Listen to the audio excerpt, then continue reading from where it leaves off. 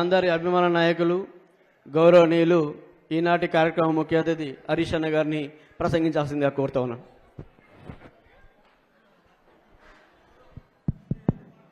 సర్లే. గౌరవనీయులు సభాధ్యక్షత వహిస్తున్న మన మాజీ సుడా చైర్మన్ రవీందర్ రెడ్డి గారికి కొద్దిగా మహిళలకు అవకాశం ఏంటి బిడ్డ, మగవాళ్ళు కొంచెం జరిగి కూర్చోబెట్టండి, చూసుకోండి, అందరు లేవకుండ్రి, మహిళల్ని కూర్చోబెట్టండి. గౌరవనీయులు పెద్దలు నారాగౌడ్ గారికి, అదేవిధంగా సీనియర్ నాయకులు బాలరంగమన్న గారు, రాజ్ నర్స్ గారు, పాల సాయిరామ్ గారు, వర్మ గారు, వేణుగోపాల్ రెడ్డి గారు, యాదయ్య గారు, కిషన్ రెడ్డి గారు, మా భూపేష్ అన్న గారు, బాలకృష్ణారెడ్డి గారు, ఉప సర్పంచ్ తమ్ముడు మహేష్ గారు, వేదిక మీద ఉన్న సరస్వతక్క కుటుంబ సభ్యులకు, మన గ్రామ సర్పంచ్ గారు, అదేవిధంగా సీనియర్ నాయకులు, మాజీ ఎంపీటీసీలు, మాజీ సర్పంచులు, చిన్నగుండవెల్లి గ్రామ పెద్దలకు, అక్కా చెల్లెలకు, అన్నాదమ్ములకు, పత్రికా సోదరులకు అందరికీ పేరు పేరున నమస్కారం. ముఖ్యంగా సరస్వతక్క ఈరోజు మన మధ్య లేకపోవడం, వారి విగ్రహాన్ని ఆవిష్కరించుకోవడం ఒక రకంగా బాధగా ఉంది. ఎప్పుడు కూడా సరస్వతి గారు చిరునవ్వుతో ఉండేది. ఎప్పుడన్నా ఊళ్ళకి వస్తే ఛాయ తాగకుండా ఇంటికి రాకుండా పోయనిచ్చేది కాదు. వారు చాలా రోజుల పాటు 12.5 సంవత్సరాలు ఎంపీటీసీగా సేవలు అందించారు. 7.5 సంవత్సరాలు ఎంపీపీగా సిద్దిపేట ఉమ్మడి మండలానికి ఎంపీపీగా పనిచేశారు. 3 ఏళ్ళు కోఆపరేటివ్ చైర్మన్గా కూడా పనిచేశారు. అంటే దాదాపు 23 సంవత్సరాలు ప్రజా జీవితంలో సరస్వతక్క ఎనలేని సేవలు చేసింది. మధ్యలో నారాగౌడ్ సాబ్ కూడా 8 ఏళ్ళు సర్పంచ్గా ఉండే. అంటే 23 8 కలిపితే 31 ఏళ్ళు సర్పంచ్గా, ఎంపీటీసీగా, కోఆపరేటివ్ చైర్మన్గా, ఎంపీపీగా ఎన్నో సేవలు అందించిన కుటుంబం మా సరస్వతి నారాగౌడ్ గారి కుటుంబం. ఇవాళ దురదృష్టవశాత్తు అక్క చివరి దశలో క్యాన్సర్ లాంటి వ్యాధి వచ్చి పాపం చాలా బాధపడి, మరి వారికి తెలవలే, చివరి దాకా కూడా వీరు కానీ నారాగౌడ్ సాబ్ కానీ చిన్న పిల్లలాగా చూసుకున్నారు. ఆవిడకు డాక్టర్లు చెప్తే బాధపడుతుందేమోనని చివరి దశలో కూడా ఆవిడకు చెప్పకుండానే ఆవిడను సంటి పిల్లలాగా చూసుకొని ఎంతో సేవ చేసిండ్రు. నేను కూడా 2-3 సార్లు అక్క బాగలేదంటే ఇంటికి పోయి మాట్లాడించిన, చూసినప్పుడు కూడా చాలా బాధ కలిగేది. కానీ ఏది ఏమైనా మా నారాగౌడ్ సాబ్ ఆ రోజుల్లో బ్రహ్మాండంగా మహారాష్ట్రలో వ్యాపారం చేసేటోడు. మా రవీందర్ రెడ్డి చెప్పినట్టు ఏదో ఊరికి సేవ చేయాలి, పేరు తెచ్చుకోవాలి, నేను మహారాష్ట్రలో ఎంత సంపాదిస్తే ఏం లాభం, నా ఊళ్ళో నాకు పరపతి ఉండాలనే ఒక షోక్తోనో, ప్రజాసేవ చేయాలనే ధ్యాసతోనో ఆయన ప్రజా జీవితంలోకి వచ్చాడు. నిజంగా ఈ రాజకీయంలో రాకపోతే ఈ పాటికి ఓ పెద్ద సేట్ అయిపోతుండే మావాడు. నారాగౌడ్ సాబు మహారాష్ట్రలో పెద్ద సేట్ ఉంటుండే, పెద్ద కోటీశ్వరుడు ఉంటుండే. కానీ నిజంగా రాజకీయాలంటే కొంతమంది ఏమనుకుంటారంటే లీడర్లు పైసలు సంపాదిస్తారనుకుంటారు. నాకు తెలిసి మా నారాగౌడ్ గారు రాజకీయాల్లోకి వచ్చి పైసలు ప్రజలకు ఖర్చు పెట్టిండు, ఊరికి ఖర్చు పెట్టిండు, వ్యాపారాన్ని కూడా వదులుకొని ఇవాళ గ్రామం కోసం ఎంతో పనిచేసిండు. నాకు గుర్తు, సరస్వతక్క నేను ఊళ్ళకి వస్తే అప్పుడు నేను ఎమ్మెల్యేగా ఉన్నప్పుడైనా మంత్రిగా ఉన్నప్పుడైనా మా ఊళ్ళోగా మోర్ ఎప్పుడు కడతావు, గా సీసీ రోడ్ ఎప్పుడు పోస్తావు, అట్లే మా బండచెర్లపల్లి దిక్కు రోడ్ ఎప్పుడు వేస్తావు, దుబ్బాక రోడ్ డబుల్ రోడ్ ఎప్పుడు చేస్తావు, తాళ్ళ దాకా బూరుపల్లి దాకా దాన్ని డబుల్ రోడ్ చేయవా, మన చిన్నగుండెవెల్లికి వెళ్ళి డైరెక్టు సిద్దిపేటకు ఊళ్ళకెళ్ళి పాత రోడ్ ఎప్పుడు చేస్తావు అని ఇట్లా ఎప్పుడు అడిగేది. ఈ ఫంక్షన్ హాల్, ఈ గౌడ ఫంక్షన్ హాల్ ఇప్పుడు మనం ఏ మీటింగ్ అయితే పెట్టుకున్నామో నన్ను కమ్సే కమ్ ఒక 20 సార్లు అడిగి ఉంటుంది, ఇంకెప్పుడు కడతావు ఫంక్షన్ హాల్, నేను మాట ఇచ్చినా నా మాట పోతుంది అంటుండే. మాట దొడ్డుగుండు కానీ ప్రేమగుంటుండే బాగా. ఒక సొంత చెల్లెలాగా సొంత అక్కలాగా ఏదున్నా కడుపులో ఉన్నది చక్కగా ఊరు కోసం అడుగుతుండే, ప్రజల కోసం మాట్లాడుతుండే మా సరస్వతక్క. నిజంగా ఇవాళ సరస్వతక్క లేకపోవడం చాలా బాధగా ఉంది. ఇవాళ మనందరికీ లోటు, ముఖ్యంగా నారగౌడ్కైతే ఆయనకి ఈ వయసులో ఎంతో ఇబ్బంది కూడా ఉంటుంది.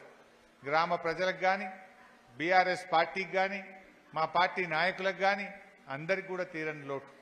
అప్పుడు తెలంగాణ ఉద్యమం 2001లో కేసీఆర్ గారు ప్రారంభించినప్పుడు ఆ రోజు బీఆర్ఎస్ పార్టీ మీద అద్భుతమైన మెజార్టీతో మొట్టమొదటి సిద్దిపేట ఎంపీపీగా మా సరస్వతక్క పనిచేసింది.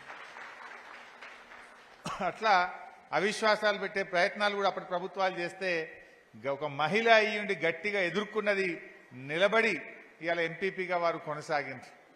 ఏదున్నా కూడా అందరినీ ఎంపీటీసీలను కలుపుకపోతుండే. మా బాలరంగమన్నతో కూడా మంచి సంబంధాలు ఉండేది. మా రవీందర్ రెడ్డితో కానీ ఏం పటేలా ఫోన్లు ఆవట్టలేవు అంటుండే, అంటే ఏదున్నా సీదా సీదా అంటుండే. నన్ను కూడా అట్లనే అంటుండే. తను కల్మషం లేనటువంటి మనిషి, ఏదున్నా ప్రేమగా మాట్లాడేటువంటి మనిషి. ఇవాళ వారు లేకపోయినా ఈరోజు వారి పేరు ఎప్పుడు ఉండేటట్టుగా శాశ్వతంగా ప్రజలు గుర్తుంచుకునే విధంగా మంచి విగ్రహాన్ని మన చిన్నగుండవెల్లి గ్రామంలో ప్రారంభించుకోవడం సంతోషంగా ఉంది. మనుషులు మనం ఎవరం కూడా శాశ్వతం కాదు. పుట్టినవాడు గిట్టక మానడు.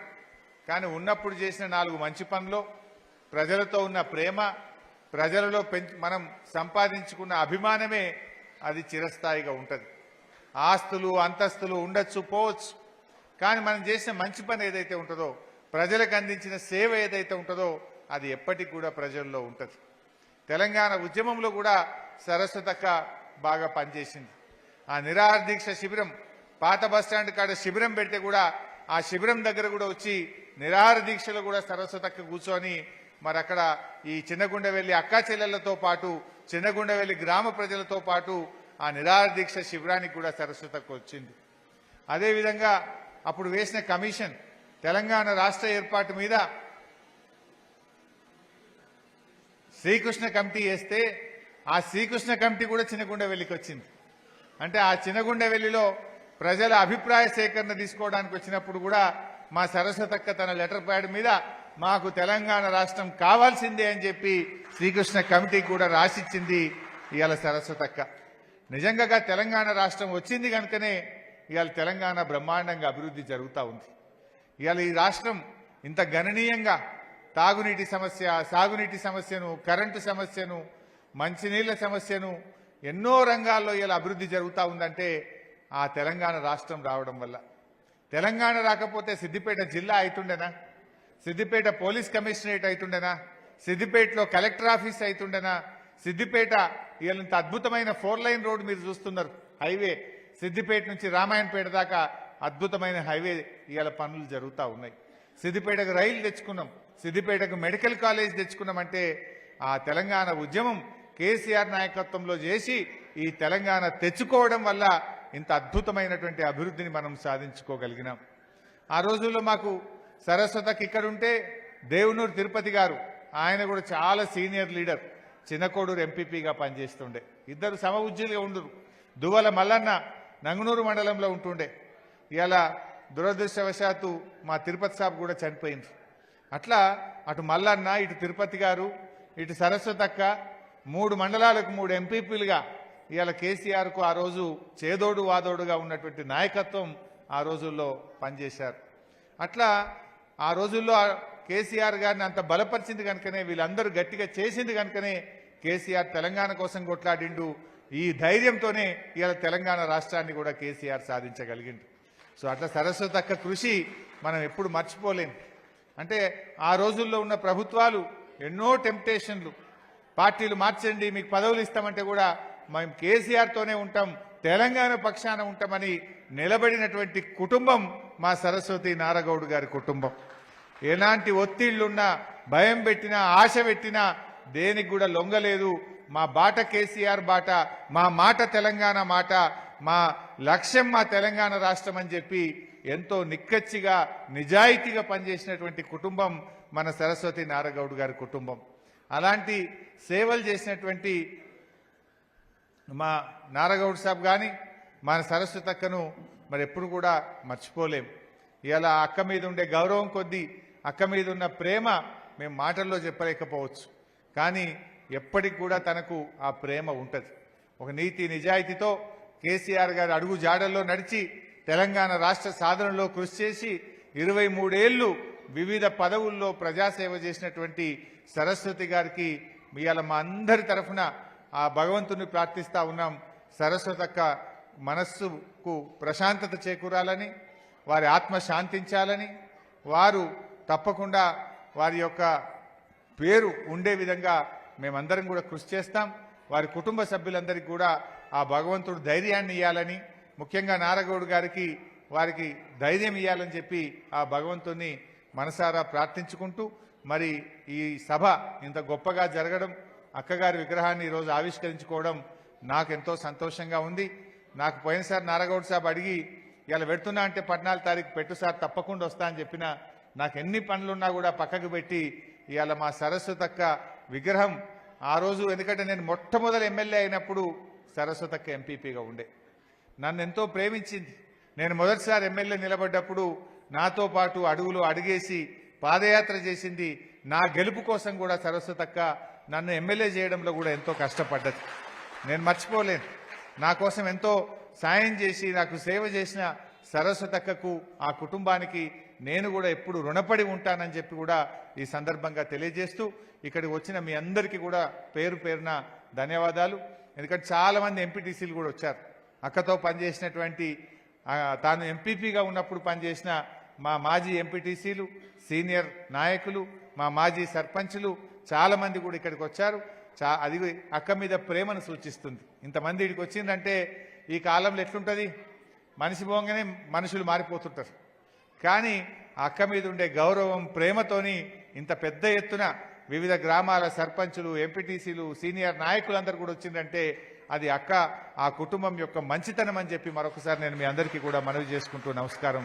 జై హింద్, జై తెలంగాణ, జోహార్ సరస్వతి అక్కకు.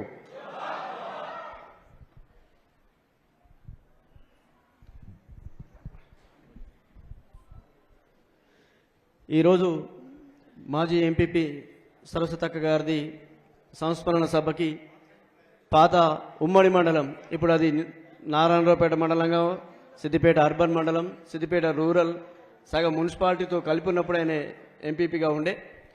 ఆ రోజు పదవులు అనుభవించిన వాళ్ళు కూడా చెప్పగానే గుర్తుపెట్టుకొని నారాగౌడ్ సాబ్ కూడా అందరికి ఫోన్ చేసి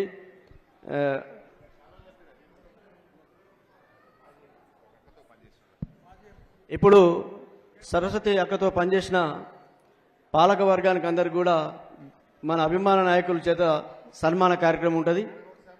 నారగౌడ్ గారు, హరీషన్న గారు ఇద్దరు కలిపి వారికి శాల్వాతో సత్కరిస్తారు. లీస్ట్